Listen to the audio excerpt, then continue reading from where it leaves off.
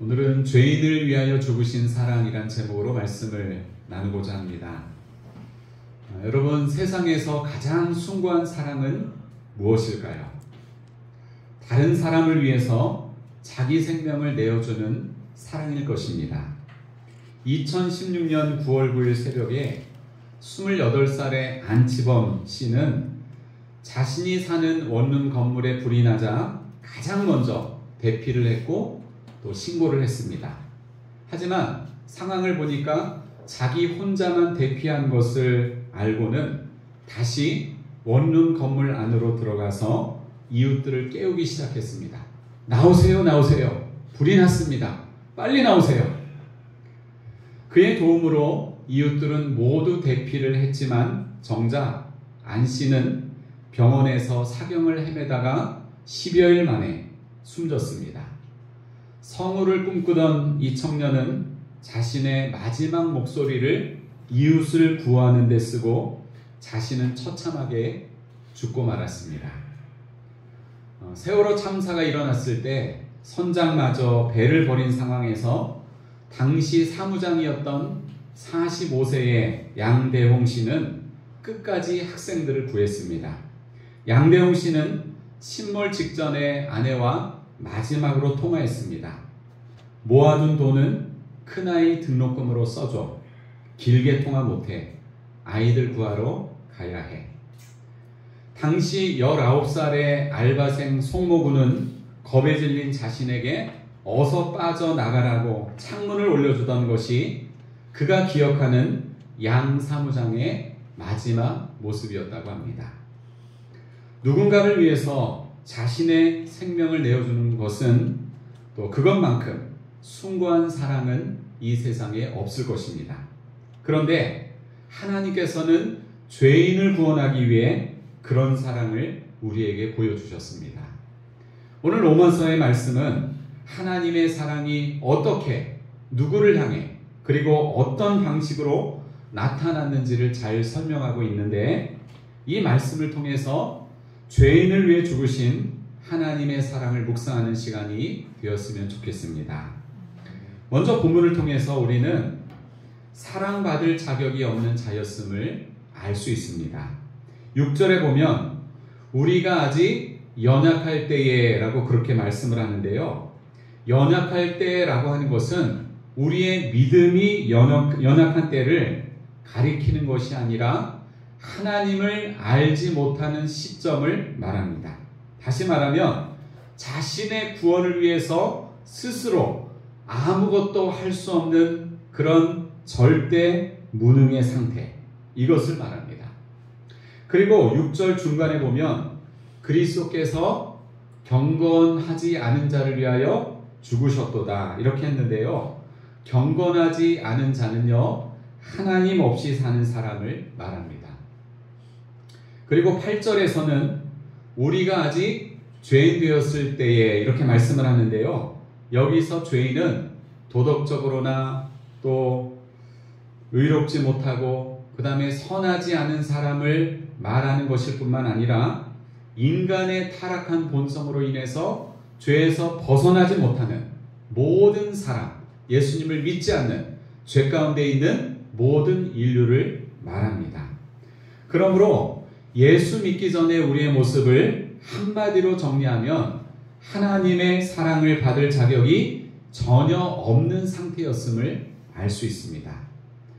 종교개혁자 마틴 루터는 우리가 예수님의 신부가 되기 전에, 다시 말하면 예수님을 믿기 전에 우리는 창기와 같았다 이런 말을 했습니다.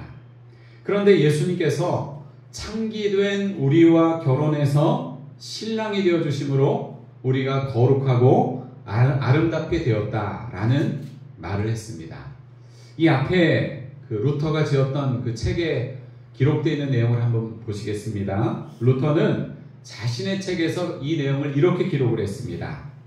여기서 신랑은 예수님을 말하고요, 신부는 예수님을 믿는 신자들을 말하는데 이렇게 기록을 했습니다.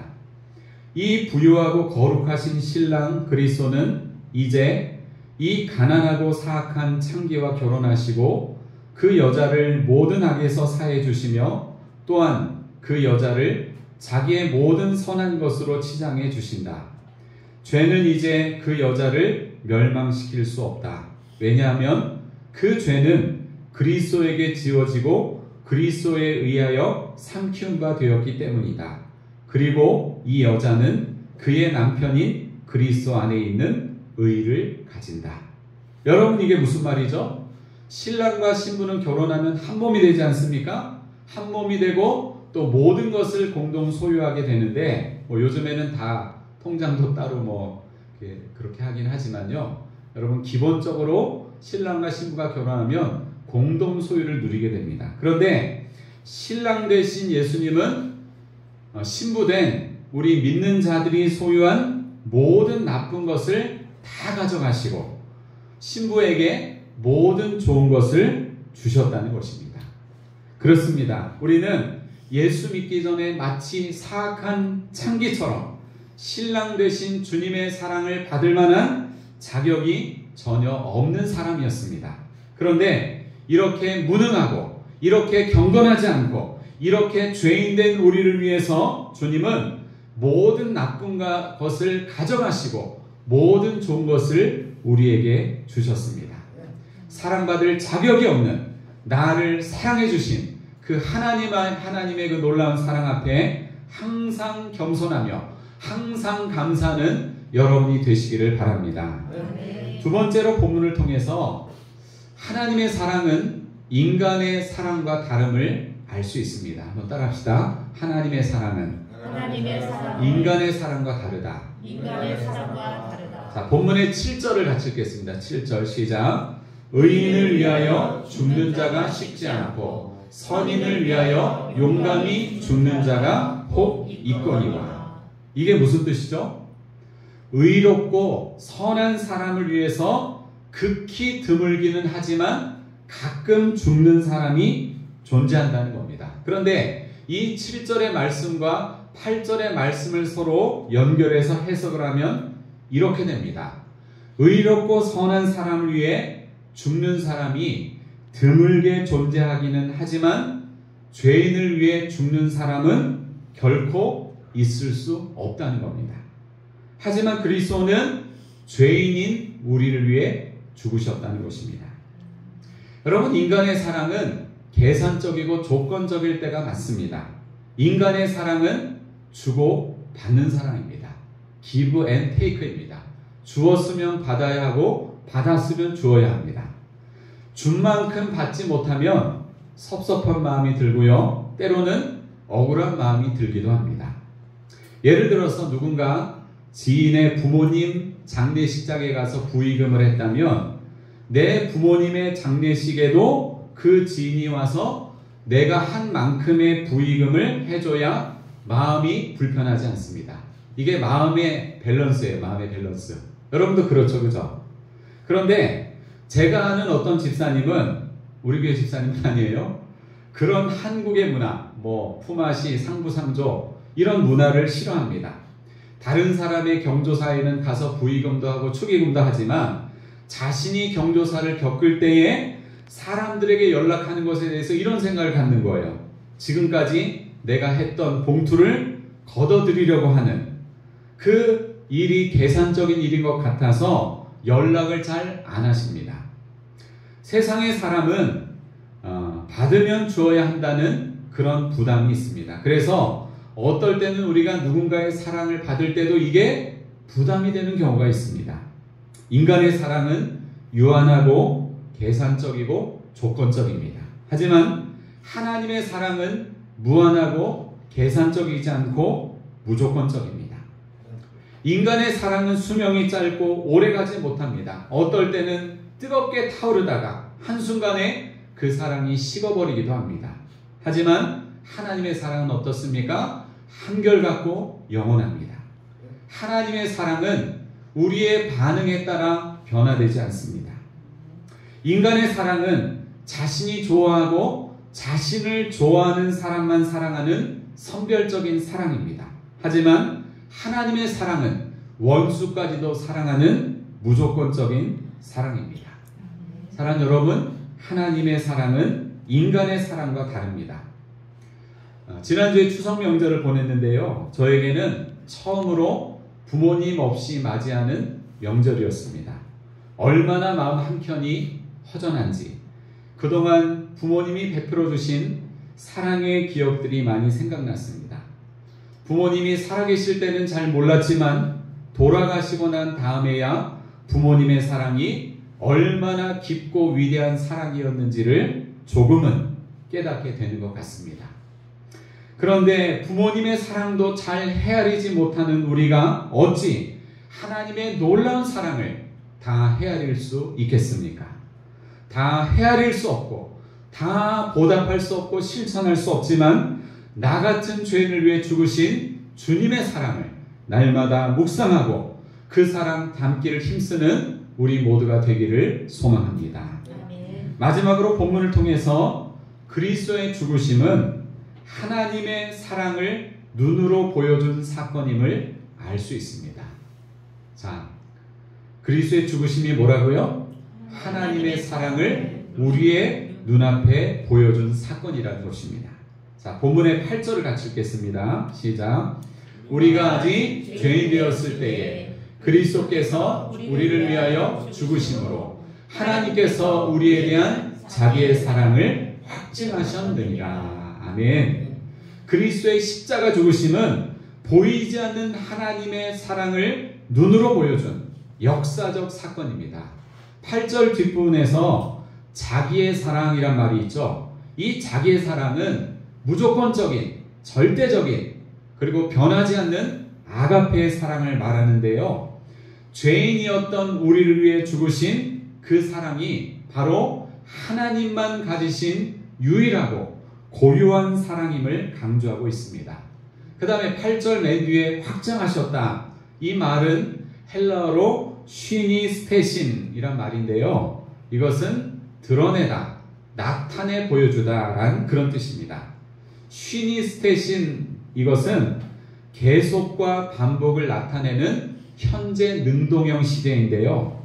그리스도의 십자가 죽으심은 이례적 사건으로 끝났지만 그 하나님의 사랑은 현재에도 앞으로도 영원토록 계속해서 우리에게 부어진다는 것입니다. 사랑하는 여러분, 여러분은 예수님의 십자가 사랑을 경험하셨습니까? 그리스도께서 십자가에서 흘리신 그 피가 나의 죄를 깨끗게 하고 구원에 이르게 한다는 이 사실을 믿으십니까? 아멘. 하나님의 사랑은 말로만 우리에게 이른 것이 아니라 그리스도께서 십자가에 피 흘려 죽으시는, 물과 피를 쏟으시는 그 행동으로 우리에게 증명되었습니다. 그러므로 십자가는 하나님이 인간에게 보여주신 사랑의 절정이요, 하나님께서 우리를 얼마나 사랑하시는지를 보여준 최고의 드라마입니다. 인간이 인간을 위해 죽는 것도 쉽지 않은데 십자가는 신이 인간을 위해 죽으신 사건입니다. 의인과 선인을 위해서 죽는 일도 어려운 일인데 그리스도는 죄인을 위해서 죽으셨습니다. 하나밖에 없는 독생자를 내어주신 하나님 아버지의 사랑, 자신의 생명을 아낌없이 내어주신 예수 그리스도의 사랑, 우리를 살리기 위해 자기 목숨을 버리신 그 사랑보다 더 큰 사랑이 어디 있겠습니까? 중국의 원저우시에서 한밤중에 집이 무너지는 사고가 일어났습니다. 부실공사로 여러 집이 동시에 무너졌는데 사고가 나자마자 구조대원이 출동을 했지만 주민들 대부분은 빠져나오지 못하고 매몰되고 말았습니다. 지속된 이 구조대원들의 구조 작업에도 고작 6명만이 살아남았고 더 이상의 생존자가 나오기 힘든 상황이었습니다. 그런데 12시간이 지난 뒤에 아래쪽 사고 현장에서 한 아이가 극적으로 구출되는 일이 일어났습니다. 구조대원들은 한 부부의 시체가 포개져 있는 것을 보고 시신을 거두려고 했는데 그 밑에 깔린 아이가 무사히 살아있는 것을 발견했습니다. 나중에 그 상황 파악을 해보니까 건물이 무너지기 전에 큰 진동이 있었고 몇 분의 틈이 있었는데 혹시 모를 사고에 대비하기 위해서 부모님이 몸을 겹쳐서 아이를 이 십자가처럼 이중으로 감싸 안고 떨어지는 그 건물 잔해를 막았던 것입니다. 만약 그 찰나에 위기 상황 가운데 부모 중 한 명이라도 어떻게 행동해야 할지를 망설였다면 그 아이는 죽고 말았을 것입니다.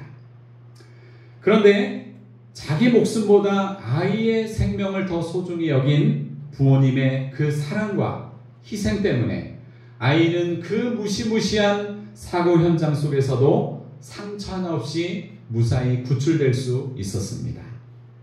사랑하는 여러분, 예수님 없이 살았던 여러분의 지난 날을 떠올려 보십시오.